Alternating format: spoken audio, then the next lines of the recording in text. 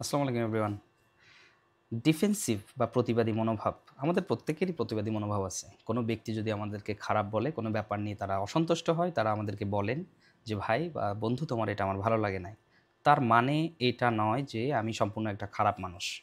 হয়তো আমার কোনো একটা গুণ তার ভালো লাগে নাই বা আমার কোনো একটা দোষ তার ভালো লাগে নাই। সেই ব্যক্তির কাছে কটু লাগতেছে। সো এটা প্রত্যেকটা ব্যক্তির ক্ষেত্রেও আছে। এটা আমাদের সামাজিক একটা ক্যারেক্টার, আমাদের একটা বলতে পারেন একটা অভ্যাস যে আমরা সবসময় আমাদেরকে কেউ খারাপ বললে আমরা ডিফেন্ড করার চেষ্টা করি যে না আমি খারাপ না।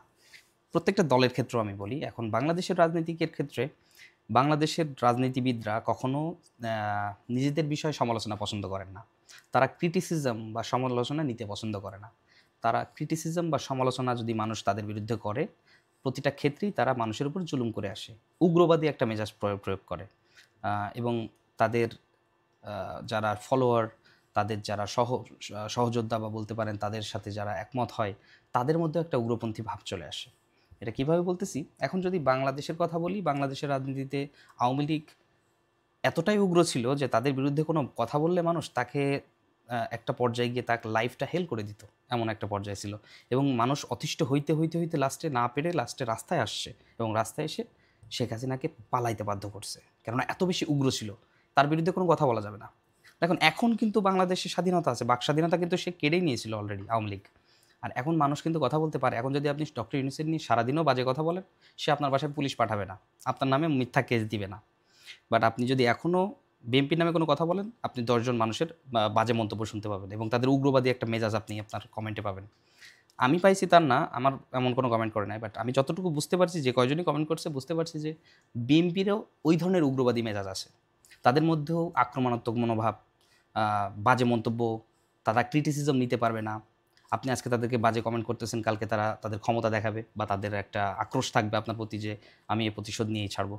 সো এই যে উগ্রবাদী মনোভাব, এই ২ টা দল বাংলাদেশে বিএনপি এবং আওয়ামী লীগ এই ২ টা দলের মধ্যে চরম লেভেলের এবং সর্বোচ্চ পর্যায়ে আছে। যে নেগেটিভ মন্তব্য মানে আপনি যদি তাদের বিষয়ে কমেন্ট করেন বা সমালোচনা করেন, তারা সেটাকে আপনাকে আক্রমণাত্মক হিসেবে নেবে, আপনাকে এনিমি বানায় ফেলবে তাদের শত্রু আপনি। সো একটা জাতি ততক্ষণ পর্যন্ত একটা স্টেবল লেভেলে পৌঁছাবে না, যতক্ষণ পর্যন্ত মানুষের ক্রিটিসিজম বা সমালোচনা নিতে পারবে। আমি আপনার নামে সমালোচনা করতেছি মানে কোনো একটা দিক আমার ভালো লাগে নাই। সিম্পল। সেটা নিয়ে আপনার কাজ করা উচিত। সেটা আপনার ডেভেলপ করা উচিত। আমাকে যদি বলে একজন মানুষ, "ভাই তোমার এটা ভাল লাগতেছে না," তার মানে আমি নিশ্চয়ই তাকে সন্তুষ্ট করতে পারি নাই। এটা আমার ব্যর্থতা। এটা নিয়ে আমার কাজ করা উচিত।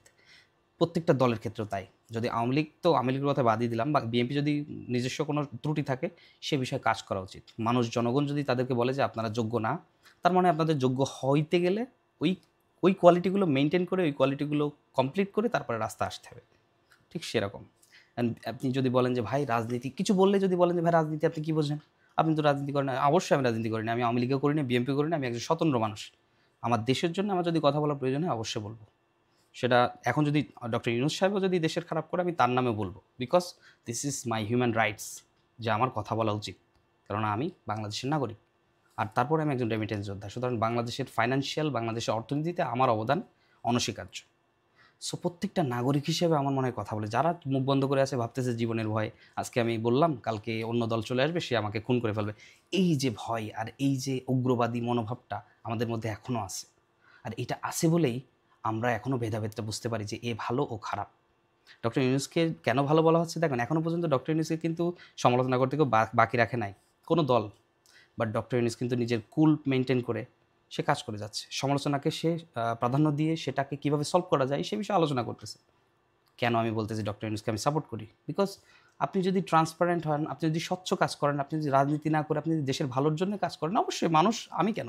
আপনি বিএনপি হন আর আপনি আওয়ামী লীগ হন, আপনি যদি হ্যাঁ, বিএনপি যে সবাই খারাপ তাও না, আওয়ামী লীগের সবাই খারাপও তাই না। প্রত্যেকটা জেলায় কিছু মানুষ আছে যারা আওয়ামী লীগ অথবা বিএনপির ভালো নেতা। তারা নিজের এলাকার উন্নতি করছে। তো তাদেরকে আপনি তো অস্বীকার করার কোনো কিছু নাই। আমার এলাকায় আমি যশোরে থাকি, আমার যশোরেরও অনেক মানুষ আছে যারা অনেক ভালো। বিএনপিতে ছিল অথবা আওয়ামী লীগে ছিল তারা ভালো। সবাই তো খারাপ না। কিন্তু দলগতভাবে দিক দিয়ে যদি আপনি সমালোচনার শিকার হন, সেটা আপনার আপনার দায়িত্ব, রেসপনসিবিলিটি যে এটাকে ওভারকাম করা। এটা নিজের কাজ করে, সেটাকে সংশোধন করে মানুষের সামনে আবার নিজেদের উত্থাপন করা। সে আপনি আওয়ামী লীগ হন, বিএনপি হন আর আপনি বাংলাদেশ এনসিপি পার্টি হন অথবা ডক্টর ইউনূস হোক, আপনাকে সমালোচনার অ্যাকসেপ্ট করতে হবে। সমালোচনাকে আপনার ডিফেন্ড করে আপনি কিছু করতে পারবেন না। সেজন্য আপনার উপযুক্ত যুক্তি নিয়ে আসেন। জনগণ আপনাদেরকে খারাপ বলতেছে, তার জন্যে তো জনগণ দায়ী না, জনগণ আপনারা দায়ী। আপনারা এমন কোনো কিছু করছেন যার কারণে জনগণ এখনও মনে রাখছে যে আপনারা যোগ্য না। আর যোগ্য হইতে গেলে আপনাদেরকে সেই পর্যায়ে চলে আসতে হবে। ক্রিটিসিজমকে অ্যাকসেপ্ট করা শেখেন, নিজেদেরকে ডেভেলপ করা শেখেন, আর মানুষের অধিকারকে মর্যাদা দিতে শেখেন, যে প্রত্যেকটা নাগরিকের কথা বলার অধিকার আছে। আপনারা যদি মনে করেন যে একজন মানুষ আমাদের খারাপ বলতেছে, ও আমার এনিমি, নো, আমি I don't, you are not my enemy.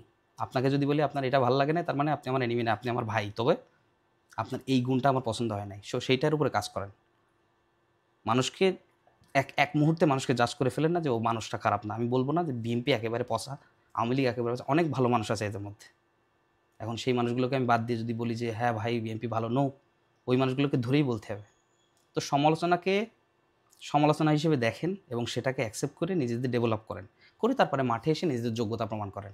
তার আগে নির্বাচন করেন না, কেননা আপনাদের অনেক সমস্যা আছে নিজস্ব ব্যক্তিগতভাবে, প্রত্যেকটা মানুষের। কারণ আপনাদের এখনও উগ্রপন্থী, চাঁদাবাজি, এমনকি লাইভে ভিডিওতে আপনারা বলতেছেন যে আমাকে 10% দেওয়া লাগবে। জনগণই জানে আপনারা কী করতেছেন। নিজেদেরকে শুধরান, তারপরে মাঠে আসেন। এখন বিষয় হচ্ছে গিয়ে আমার কিছু শুভাকাঙ্ক্ষী এবং বড় ভাইরা বলতেছে, আশা তুমি এদের নিয়ে কথা বলো না, বিএনপি অথবা আওয়ামী লীগ অথবা রাজনীতি নিয়ে কথা বলো না, কেননা এরা অনেক সময় সমস্যা করে। এই যে মানুষের মধ্যে এখনও পর্যন্ত যে ভয় কাজ করে যে এরা উগ্রবাদী, এটা কিন্তু সবাই বুঝতে পারে। ওপেনলি কেউ বলতে চাচ্ছে না, তারা নিজেদের জানের ভয়, লাইফে হ্যাসেল হবে না এই ভয়তে, যাতে তারা মুখ বন্ধ করে থাকে। তারা ভাবে যে না, মুখ বন্ধ করে থাকি ভাই, আমি তো কোনো দল করি না, আমি ভোট দেওয়ার সময় ভোট দিব। বাট আপনি একজন দেশের নাগরিক হিসেবে আপনার কর্তব্য এবং দায়িত্ব হয় যে মানুষকে সচেতন করার এবং স্বচ্ছতা প্রকাশ করার, আপনার স্বচ্ছ মনোভাব প্রকাশ করার। এটা আমার মনে হয় বাংলাদেশের নাগরিকের একটা স্বাধীনতা, একটা অধিকার।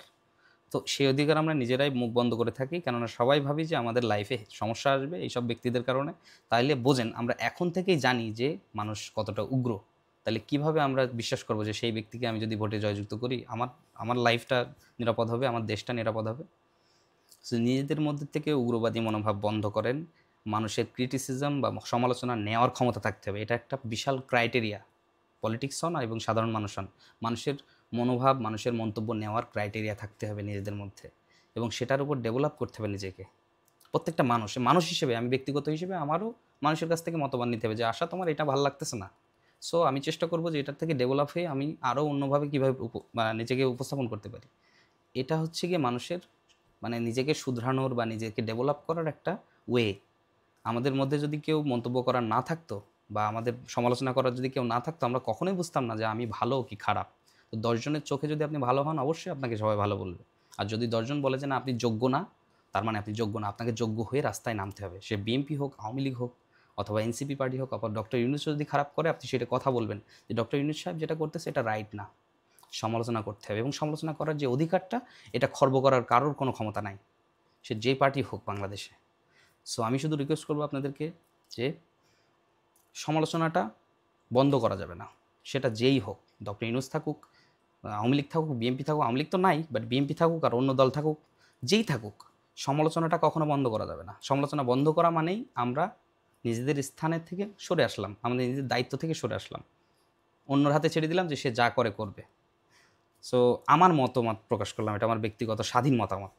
যদি আপনার ভালো লাগে অথবা না ভালো লাগে, আপনি কমেন্ট করতে পারেন, কোনো সমস্যা নেই। ধন্যবাদ।